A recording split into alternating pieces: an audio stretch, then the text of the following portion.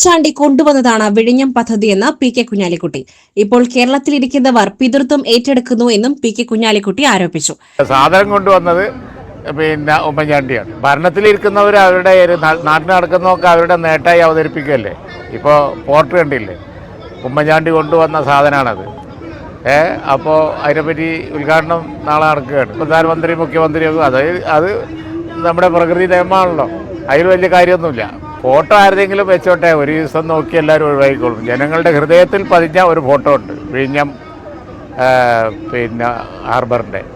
അത് ഒരു വേണ്ടാത്ത സംഗതിയാണെന്ന് പ്രഖ്യാപിച്ച് അതിനെതിരായി ഉമ്മൻചാണ്ടിനെ അഴിമതിയിൽ അങ്ങോട്ട് മുക്കിയെടുക്കാൻ നോക്കിയിട്ടും അതൊന്നും മൈൻഡ് ചെയ്യാതെ വിഴിഞ്ഞം ഹാർബർ യാഥാർത്ഥ്യമാക്കാൻ വേണ്ടി നടത്തിയൊരു ശ്രമമുണ്ട്. ഞാനതിന് ദുഃസാക്ഷിയാണ് അന്ന്.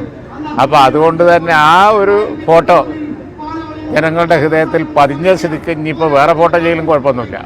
ജാതി സെൻസസ് ഇന്ത്യ മുന്നണിയുടെ ഡിമാൻഡായിരുന്നു എന്നും ബീഹാർ തെരഞ്ഞെടുപ്പ് മുന്നിൽ കണ്ട് ഗത്യന്തരമില്ലാതെയാണ് ഇപ്പോൾ കേന്ദ്രം അത് നടപ്പിലാക്കുവാൻ തീരുമാനിച്ചതെന്നും അദ്ദേഹം പറഞ്ഞു.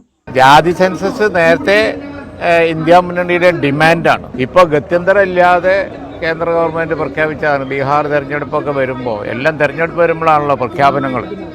തെരഞ്ഞെടുപ്പ് വരുമ്പോൾ വലിയ വലിയ പ്രഖ്യാപനങ്ങൾ, ഇത് പ്രഖ്യാപനമായി അവശേഷിക്കരുത്. സമയബന്ധിതമായി നടത്താനുള്ള പദ്ധതികൾ തയ്യാറാക്കണം. Gold, pure gold. Group Nilambur.